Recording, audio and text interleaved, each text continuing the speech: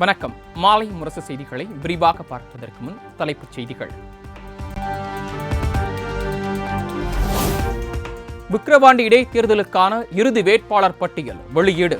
திமுக, பாமக, நாம் தமிழர் கட்சி வேட்பாளர்கள் உட்பட 29 பேர் களத்தில் உள்ளனர்.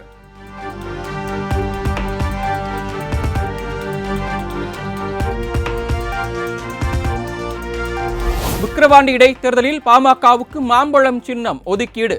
நாம் தமிழர் கட்சிக்கு மைக் சின்னம் ஒதுக்கீடு செய்தது தேர்தல் ஆணையம்.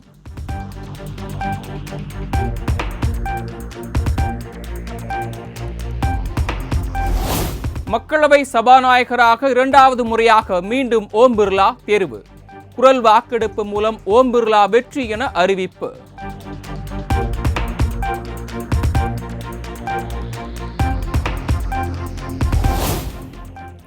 மக்களவை சபாநாயகராக 2வது முறை தேர்வான ஓம் பிர்லாவுக்கு பிரதமர் மோடி, ராகுல் காந்தி வாழ்த்து.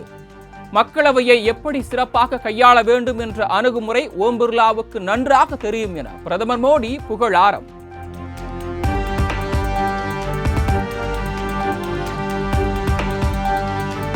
எதிர்க்கட்சிகளின் குரலை நாடாளுமன்றத்தில் உரிய முறையில் அனுமதிக்க வேண்டும். புதிய சபாநாயகராக பொறுப்பேற்றுள்ள ஓம் பிர்லாவுக்கு எதிர்க்கட்சித் தலைவர் ராகுல் காந்தி வேண்டுகோள்.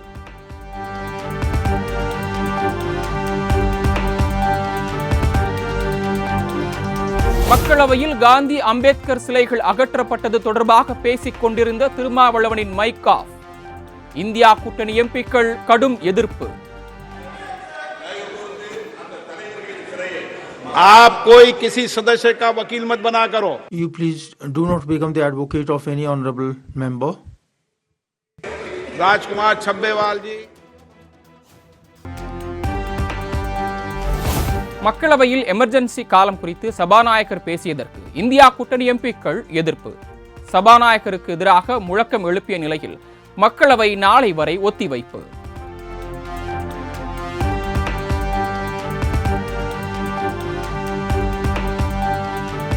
சாதிவாரி கணக்கெடுப்பு நடத்த வேண்டுமென மத்திய அரசை வலியுறுத்தி சட்டப்பேரவையில் கொண்டுவரப்பட்ட முதலமைச்சரின் தனி தீர்மானம் ஒருமனதாக நிறைவேற்றம். சாதிவாரி கணக்கெடுப்பை உடனடியாக நடத்த வேண்டும் என்பதுதான் திராவிட மாடல் அரசின் கருத்து எனவும் முதலமைச்சர் பேச்சு. மேற்கொள்ளப்பட வேண்டும் என்பதுதான் திராவிட முன்னேற்ற கழகத்தினுடைய கருத்தும் என்பதை முதலில் இங்கு தெரிவித்துக் கொள்கிறேன். மிகவும் முக்கியத்துவம் வாய்ந்த இப்பொருள் குறித்து இந்த பேரவைக்கு முழுமையான விவரங்களை எடுத்துரைப்பது சரியானதாக இருக்கும் என்று நான் கருதுகிறேன்.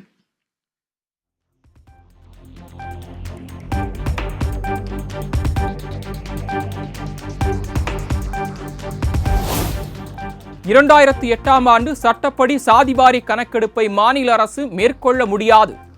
மக்கள் தொகை கணக்கெடுப்பை நடத்தாமல் தன் கடமையை மத்திய அரசு புறக்கணித்து வருவதாகவும் விமர்சனம்.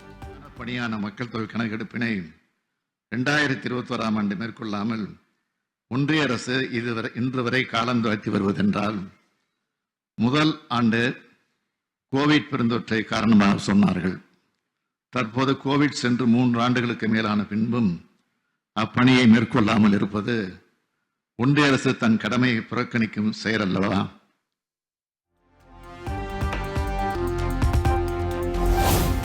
நடப்பு சட்டப்பேரவை கூட்டத்தொடர் முழுவதும் அதிமுகவினர் சஸ்பெண்ட். கள்ளச்சாராய விவகாரம் தொடர்பாக அமளியில் ஈடுபட்டதால் சபாநாயகர் நடவடிக்கை.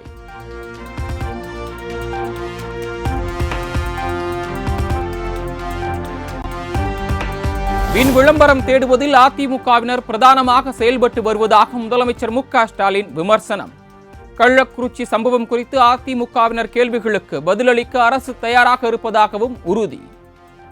வேண்டிய அதிமுக மக்களுக்கு ஆற்ற வேண்டிய ஜனநாயக கடமை ஆற்றாமல் வீண் விளம்பரத்தை தேடுவதிலேயே முனைப்பாக உள்ளது.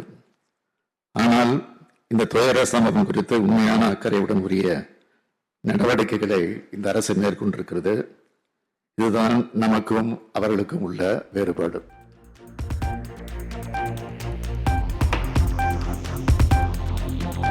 சட்டப்பேரவையிலிருந்து அதிமுக எம்எல்ஏக்கள் சஸ்பெண்ட் செய்யப்பட்டதற்கு எதிர்ப்பு. சென்னை ராஜரத்தினம் ஸ்டேடியம் முன்பு அதிமுகவினர் நாளை உண்ணாவிரத போராட்டம்.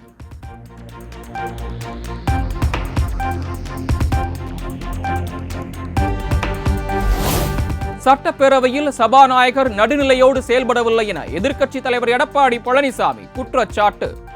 கள்ளக்குறிச்சி பிரச்சனையை விட சட்டப்பேரவையில் விவாதிக்க முக்கியமான பிரச்சனை வேறு என்ன இருக்கிறது எனவும் சாடல்.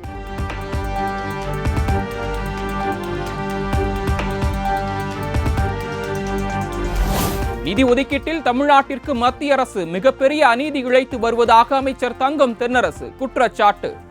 மத்திய அரசின் நியாயமற்ற செயலால் தமிழ்நாட்டிற்கு இந்த ஆண்டு 12,000 கோடி ரூபாய் கூடுதல் செலவினம் என்றும் சாடல்.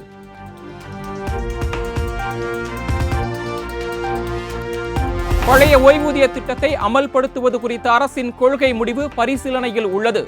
சட்டப்பேரவையில் மானிய கோரிக்கை மீதான விவாதத்தின் போது அமைச்சர் தங்கம் தென்னரசு பதில்.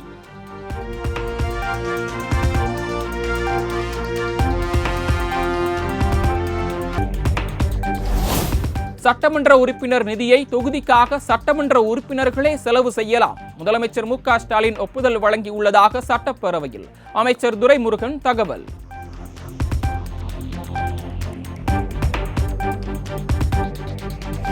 சென்னைக்கு அடுத்தபடியாக கோவைக்குத்தான் அதிகப்படியான நிதி ஒதுக்கீடு செய்யப்படுகிறது. பேரவையில் வானதி சீனிவாசன் குற்றச்சாட்டிற்கு அமைச்சர் KN நேரு பதில்.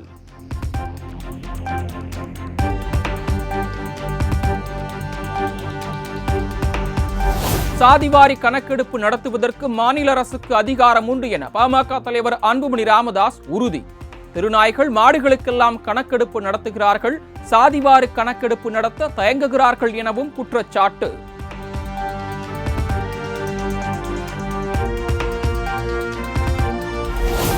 முதலமைச்சர் மு.க. ஸ்டாலினுக்கு மக்களவை எதிர்க்கட்சி தலைவர் ராகுல் காந்தி நன்றி. எதிர்க்கட்சி தலைவராக தேர்வானதற்கு வாழ்த்து தெரிவித்த நிலையில் நன்றி தெரிவித்து எக்ஸ் வலைதளத்தில் பதிவு.